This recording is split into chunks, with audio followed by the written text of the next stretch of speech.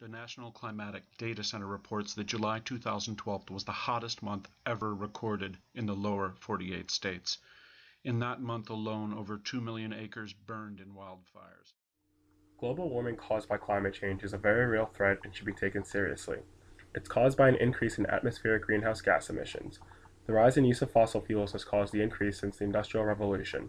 Greenhouse gases become trapped in the atmosphere due to the greenhouse effect, a process that makes our planet habitable and causes the temperature of the Earth to increase. Although it is normal for the planet to fluctuate in temperature, it has never done so at the rate which is occurring today. The surface temperature of the Earth has risen 1 degree Celsius over the last century. This past decade was the warmest on record in the 150 years observations have been kept. We have seen record ice melts all across the globe in recent years.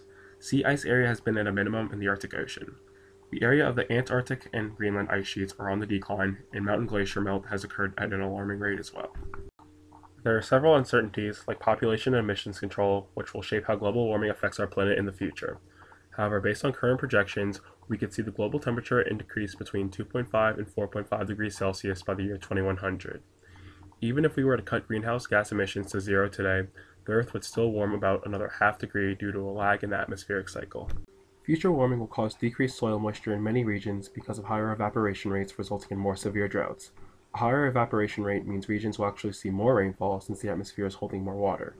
This will lead to increased flooding in addition to the droughts. Sea levels are expected to rise 3 feet by the turn of the century due to ice melt. If one of the major ice sheets were to collapse, seas could rise at least 5 meters.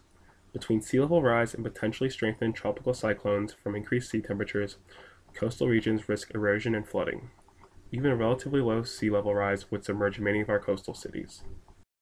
Diseases are also expected to increase in the future. Milder climates mean mosquitoes and other carriers will be able to spread tropical diseases such as malaria further. Floods will also be a facilitator for waterborne illnesses. We are not too late to revive our planet, though. Through adaptation and mitigation, we can make the necessary changes to ensure our survival. Adaptation means changing the way we deal with the shifting environment, establishing procedures to protect ourselves and our resources, such as building flood walls and planting crops that are more resistant to heat. Mitigation tackles the problem itself. Geoengineering is one such strategy where we manipulate the environment to reduce emissions through means such as carbon capture or reforestation. Energy companies are the biggest contributors to greenhouse gas emissions, so a switch to clean energy is necessary by them to fight global warming. Individuals can also do their share, though. Recycling and using more energy-efficient appliances are just some ways average citizens can reduce their emissions. It all starts with us.